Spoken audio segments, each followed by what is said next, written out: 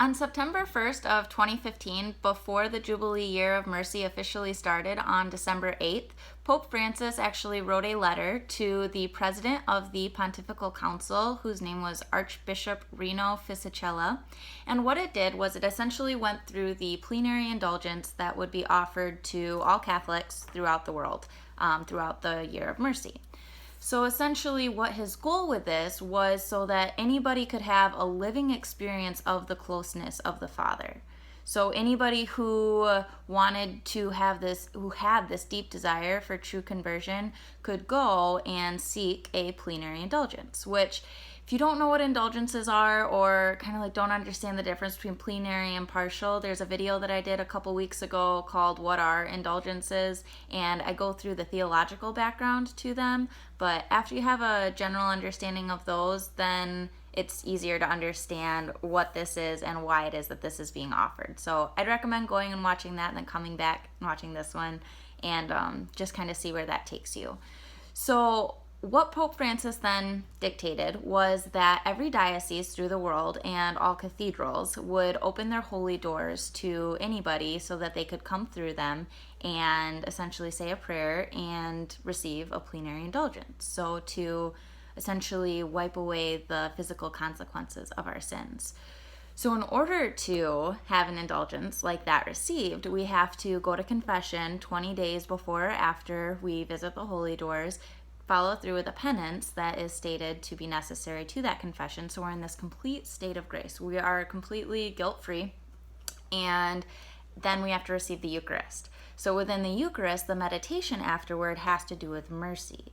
So when thinking about mercy, it's this concept of, the definition of mercy, having the opportunity to do harm to somebody but choosing to do good. So, somebody may be showing mercy by, you think of a judge showing mercy by like not sending someone to prison, but just something as simple as, I'm going to be merciful to you and let you cross the street when it's snowing outside and I'm in my warm car, and I'm going to stop and let you go. So that's kind of like having mercy on somebody.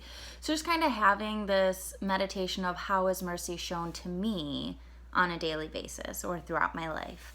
And then outside of that, with the Eucharist receival, with the communion there, we then also have the profession of faith and prayers for the Pope and for his intentions for the world. So I'm sure that right now with the election coming up, it couldn't hurt to have a couple prayers to the president there, but it's not necessary to receive this plenary indulgence. So one thing that I thought was interesting in this letter from Pope Francis to the president of the Pontifical Council was that he actually delves into, the sick and the incarcerated, where he states, okay, well, if you're sick or homebound and you can't get out to receive communion within those 20 days, or you can't go to the holy doors, watch Mass on TV, and you can still obtain that plenary indulgence. If you're incarcerated, the chapels in the prison are necessary to still receive, because it should be available to everybody regardless of where they are in life.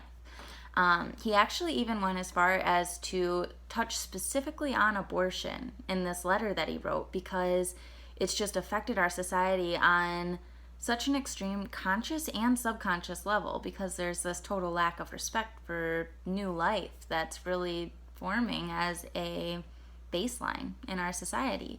So he talks about all of these things. I'm actually going to put the link to that specific letter that he wrote on the 1st of September in 2015. I'm going to put it in the bio of this video, so you can click below to read it in fullness. It's in English, which is nice.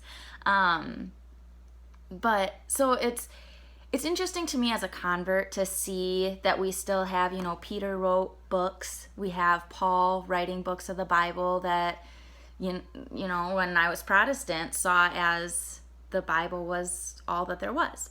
But now we still have the head of the church still writing these letters, and he starts the letter with, "To my venerable brother."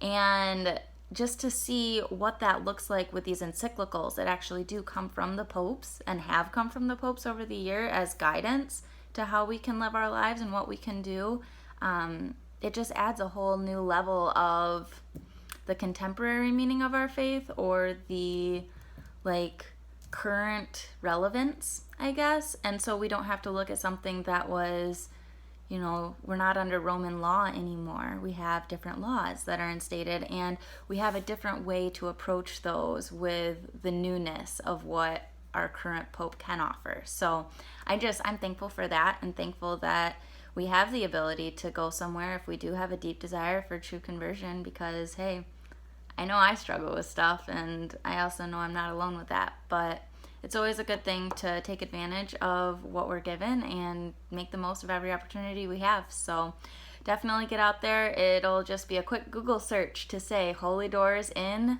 my city. I know here in Kalamazoo, it's St. Augustine. They have the Holy Doors going on right now. So just get out there, find what you can, and the Lord will follow through with the grace needed to let that true conversion keep on taking its course. So God bless, and I will see you guys again next week. Thanks for watching.